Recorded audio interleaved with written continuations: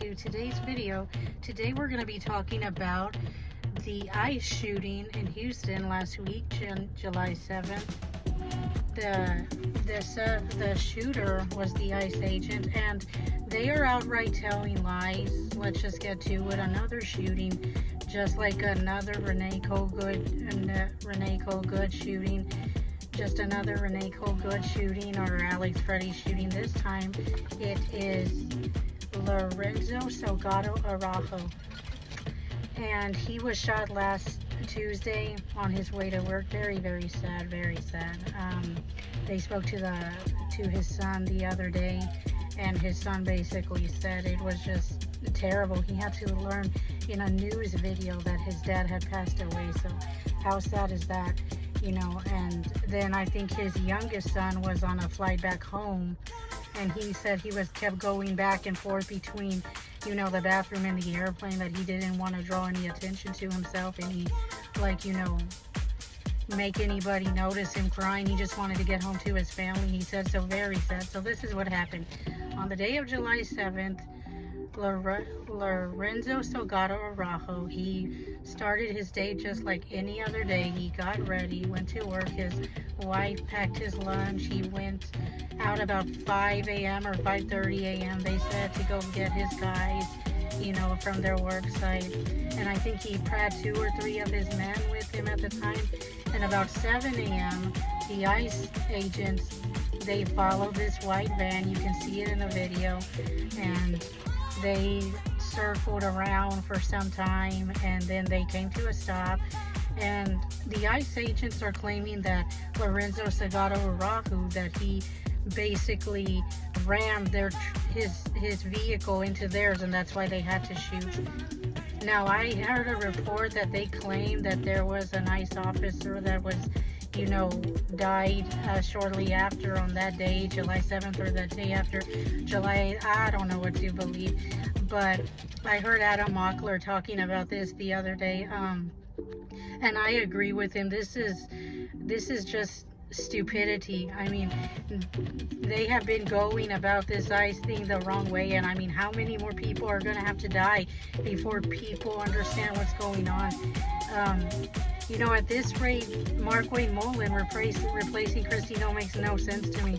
I mean, the only difference is that it's a male secretary of DHS and not a female. That's it. But I see the same stupidities happening over and over, and it's just, we have to stop it as a society, as, you know, a people in total. Just very sad to see. And so anyway, back to Lorenzo Salgado Araujo. So he got out that day, he went to work, was picking up his men, and then the ICE agents are claiming that he rammed his truck, and this is why they had to shoot. Well, you know, for one, that's false. It was already shown to prove there's an investigator, the district attorney, the Harris County district attorney, and the attorneys for the 2 detainees were, as well as Congresswoman Garcia. They were all there holding a press conference a few days ago on July 13th, and there they basically said, Congresswoman Garcia, she said she had talked to the ICE director, and that he basically said they would do what they could to cooperate, but that he would not read their letter, which is just stupid. You know, at this point, it's like ICE just does whatever they want. Oh, and get this. Yesterday, Wednesday, July 15th, it was said that ICE had suspended all vehicle stops, but by late in the day, yesterday, then Trump had overturned it. No, excuse me, July 14th, it was announced that all vehicle stops of ICE would stop. And by July 14th, that was announced. But by July 15th, Trump had overturned that decision. Basically, he said that no, we cannot take away our ICE stops because we need our ICE stops. Very, very stupid. Just very, very stupid timing. And another thing Congresswoman Garcia said is, she said that, you know, which I agree, that Kristi Noem had approved vehicle, you know, the vehicles for ICE, so we can clearly know it's ICE who's being on the scene, have their vehicles marked as ICE so we can know who's there. That's something I think the detainee said, that they did not stop because, or told Sir Lorenzo Salgado Hurahu not to stop because they didn't even know who the driver was, which, I mean, would you have stopped? I know I probably wouldn't have stopped if I didn't even know who was pulling me over, if it was an unmarked car. And this is something Congresswoman Garcia said as well, that she probably wouldn't have stopped, so which I don't blame her. I wouldn't have stopped either. But anyways, and then they talked to the attorney of the two detainees there. He said that he had spoken with his clients, and that he strongly believed that the ICE personnel, the ICE people, were basically trying to pressure the detainees into kind of corroborating their story, ICE, or else they would just deport them. You see how ICE is? They just want to deport. Two key witnesses in this.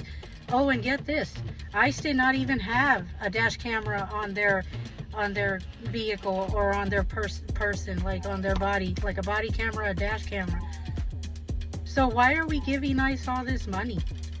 Back in February or January or maybe even late last year, 2025, Kristi Noem had signed something, a bill or something, saying that she would get the correct, especially after the Minneapolis shootings of Renee Nicole Good and Alex Freddie.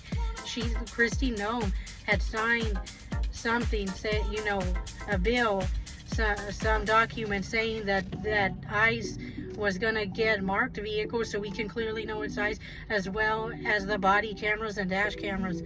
So what was the excuse for the officers in Houston, the ICE officers, to not have body cameras? What are we getting the money? What are we giving the money for? So the other day, I think it was just yesterday, Tom Homan, they were asking him about the Houston ICE shooting, as well as the Midland, Biddeford, Maine, excuse me, ICE shooting, and we'll get to that in the next video. But for right now, we're just talking about the Houston one, the one in Houston of Lorenzo Salgado Hurahu. And there he basically said that let's just let the investigation play out. Oh, and he also blamed, Tom Homan, he blamed the Democrats for not funding ICE and DHS a while back, a few months back, like in February and January, when the DHS shutdown was still going down. I'm sorry, no. The one big beautiful bill, or really why I should call it one big ugly bill, gave ICE and DHS and CBP and all those people more than enough money for these dash cameras. So I would just tell you, as my followers, to not believe Tom Homan or anybody else who is saying that it is the Democrats' fault and it is because of that shutdown back a few months ago that there's no money for the dash cameras or the body cameras. No. You guys have had money. That was just like a bit of extra money. I think I even remember Kristi Noem saying that would put you guys over the top. So no, please don't believe them when they say that. And another thing ICE is saying is, like I already said before a bit earlier in this video, that Lorenzo Salgado Hurahu was ramming his vehicle. How many times have we heard that? They said it was Renee Nicole Good, and as we found out, that was not the case, that she was ramming her vehicle. They also said it, they said it with Marimar Martinez, that she was ramming her vehicle, and we found out it was actually the ICE officers who rammed their vehicle into hers. So at this point, guys, I would just tell you to not believe the ICE officers when they say that, or at very least be very, very suspicious, because we've already heard it 3 times proven where they said that the alleged suspect, which actually turned out to be the victim, rammed their vehicle into theirs, and then it was proven to be wrong. It was already said that of Renee Nicole Good, and it was proven to be wrong. It was already said that of Marimar Martinez and proven to be wrong. And I guarantee you, more than likely, that will be the case too with Lorenzo Salgado Hurahu when the investigation unfolds, even though with this particular case, the investigation is still ongoing and everything.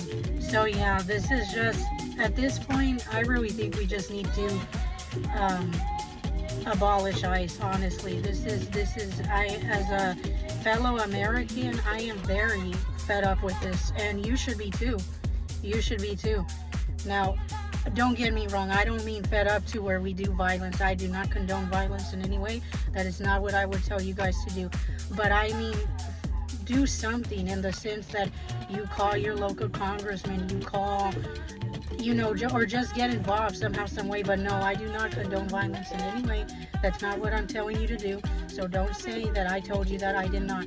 But I think us as a collective whole, guys, another thing I wanted to get out is in the midterms, we need to just vote Democrats in.